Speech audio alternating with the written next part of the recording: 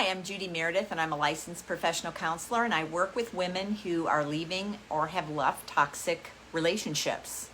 Today, I want to talk about what to do with your time and energy and your bandwidth and your space that you have in your head when you are kind of in limbo. Because a lot of women have left or they are leaving, and they're finding themselves living in places like their parents' home again, a sister's house, another relative. Maybe they are sharing space with a girlfriend who also has children, and they're living together there until they can move forward to wherever they're going to land.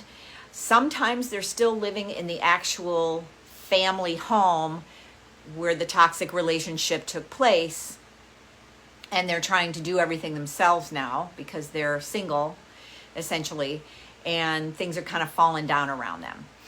One of the things that the women will bring up to me a lot is that they are really grieving the loss of their home, or what they thought was going to be their forever home. And they thought they were going to live there forever. They picked it out special. It was where they wanted to be.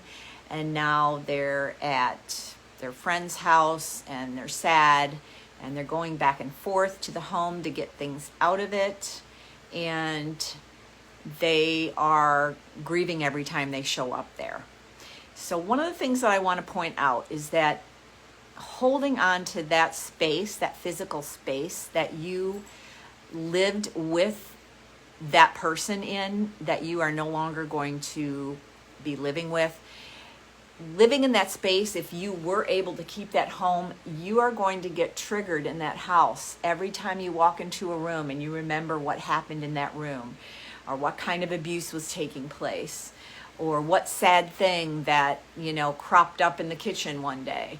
And that's always going to trigger you, and it's going to keep your abuse with you longer going forward into the future.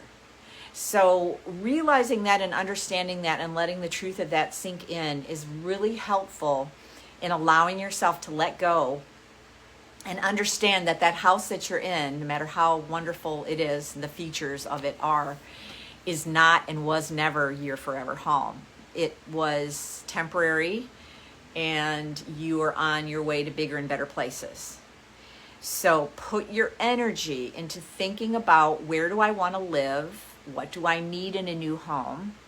And start a list in your journal of everything that you want that new house to have.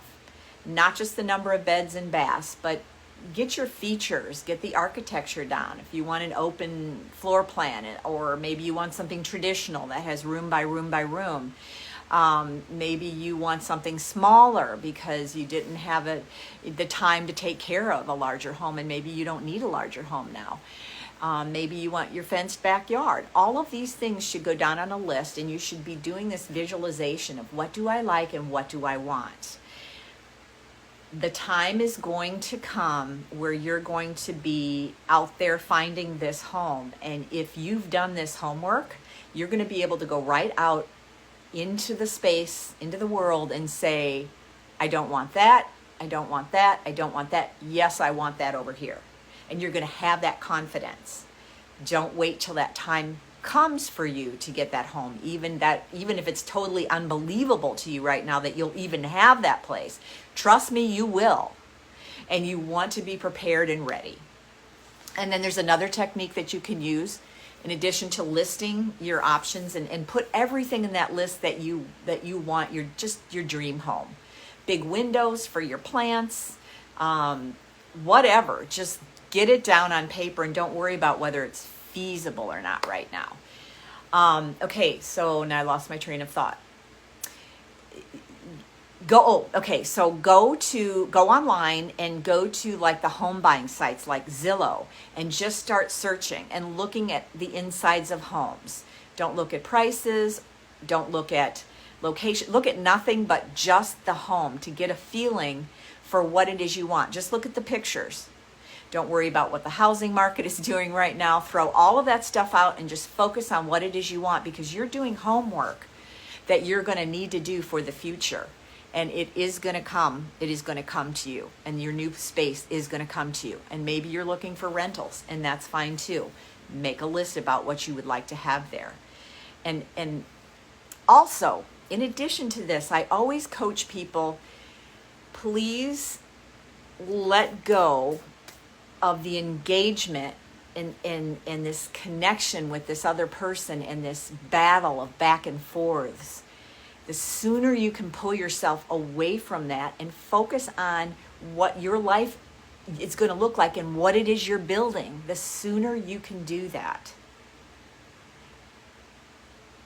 the sooner you're going to actually be living your new life. Because once you make that switch, you've just entered your new life. It doesn't matter if you have your divorce on paper in the courthouse yet. It doesn't matter what anybody else is thinking or doing. None of that matters. You have stepped into your new life. So let go.